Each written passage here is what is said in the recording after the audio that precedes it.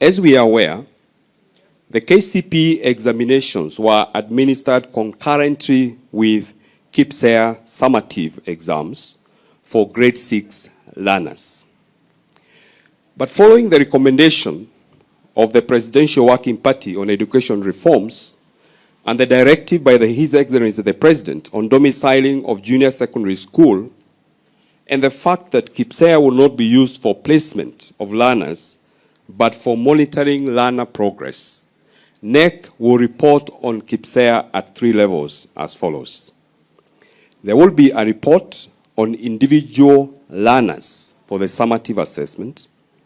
There will be a school-specific report, and there will be a national report on school-based and summative assessments. The national report will provide feedback to education stakeholders on areas that require intervention.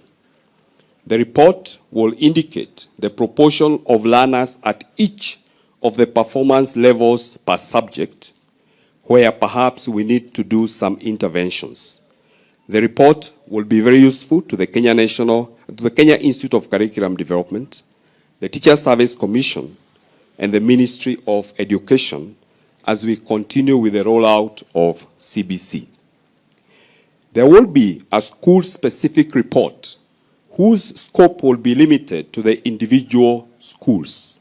So each school will receive a specific report that delineates the areas that learners perhaps are having challenges so that they can continue in the journey of improvement. The learners will get individual learner reports, and all these are going to be uploaded on the school portals by 16th of January 2023.